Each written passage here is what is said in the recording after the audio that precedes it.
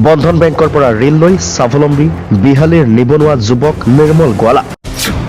বন্ধন bank বৰ্তমান সময়ত দৰিদ্ৰৰ বন্ধু আৰু আশাৰ সঞ্চাৰৰূপে পৰিলক্ষিত হৈছে।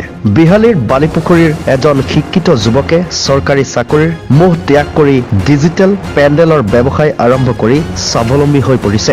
বন্ধন বেংকৰ পৰা ঋণ লৈ ব্যৱসায় কৰি সফলতা লাভ কৰাৰ লগতে আনকো সংস্থাপন দিবলৈ সক্ষম হৈছে। মাত্ৰ 20,000 টকাৰে ব্যৱসায় আৰম্ভ কৰি আজিৰ তাৰিখত 5 লক্ষাধিক টকাৰ ব্যৱসায় কৰিবলৈ সক্ষম হৈছে নিৰ্মলে। প্ৰথম পৰ্যায়ত খেতিপথাৰ আৰু সৰুকৈ এখন গেলামালৰ দোকান আৰম্ভ কৰিলে। বৰ্তমান সময়ত ডিজিটেলৰ প্ৰাধান্য সকলোতে সেয়ে তেওঁ সময়ৰ লগত খোজ মিলাই আৰম্ভ কৰিলে ডিজিটেল পেণ্ডেল। বিহালীৰ পৰা লক্ষী বৰাৰ ৰিপৰ্ট, নিউজ 100।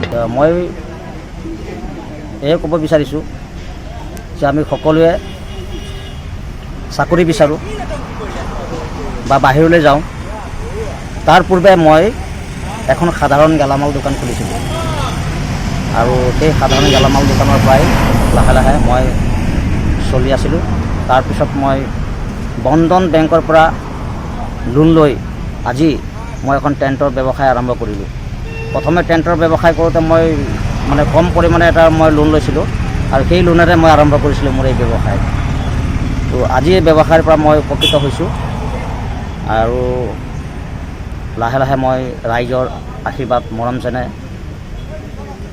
থাকিলে মই উপকৃত হ'ম বুলি আশা ৰাখিছোঁ। আপুনি শিক্ষিত নিবনুৱা যুৱক যুৱতীসকলক কি ক'ব?